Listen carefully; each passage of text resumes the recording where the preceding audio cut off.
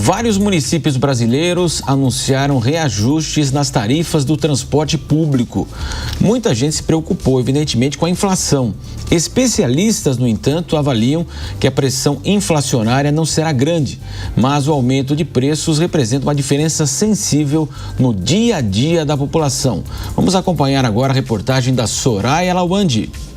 Janeiro mal começou e o brasileiro já tem mais uma despesa para encarar. O transporte público ficou mais caro em diversas capitais do país. Os reajustes variam de cidade para cidade. Em Florianópolis, a passagem de ônibus subiu mais de 11%. No Rio de Janeiro, o aumento foi de 6,38%. Em Belo Horizonte, o reajuste passa de 8%. Já Fortaleza teve o maior aumento entre as capitais analisadas, 20%. Em São Paulo, o governo municipal confirmou o reajuste de 6% nas tarifas de ônibus. Metrô e trens terão aumento de 3,85%. Mas do ponto de vista estatístico, o impacto na inflação da capital deve ser limitado, como explica André Galhardo, economista-chefe na Análise Econômica. O ajuste de preços dos ônibus, metrôs e trens em São Paulo não deve trazer grandes impactos estatísticos para a cidade.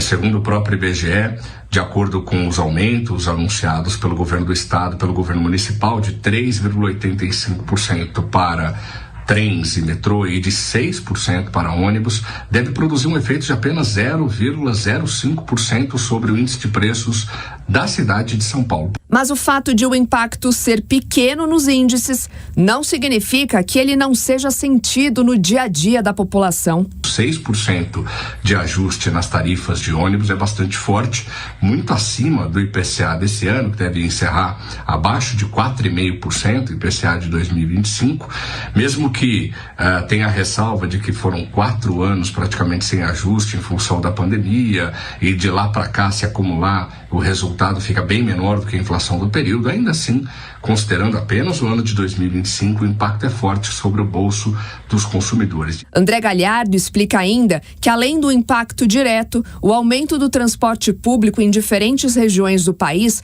também pode gerar um efeito em cadeia na economia, principalmente no setor de serviços. Quem oferta serviços, precisa pagar as suas próprias contas. E se as contas sobem, eles acabam encontrando um caminho de mitigar esses impactos. E uma forma de mitigar esses impactos é aumentando os preços daquilo que se vende. Mesmo com a alta das tarifas em várias capitais, o especialista avalia que não há motivo para alarme inflacionário.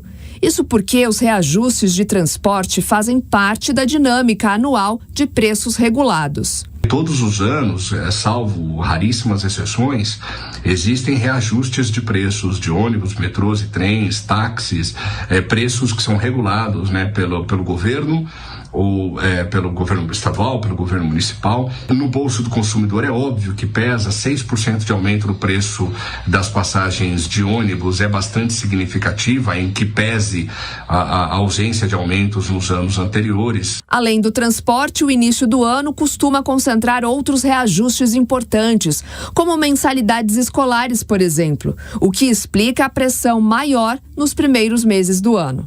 Existe toda uma dinâmica sazonal. Esses aumentos de preços dos transportes públicos já era amplamente esperado e não devem produzir outros efeitos de expectativas, por exemplo, dos agentes econômicos para 2026. Por hora, a gente segue com um cenário de inflação bastante comportado, com os preços convergindo para níveis cada vez mais baixos. Em todo o país, o aumento do transporte público deve pesar no bolso do consumidor, mas sem comprometer o controle da inflação. Para 2026, o desafio segue sendo equilibrar o custo dos serviços essenciais com a manutenção do poder de compra da população.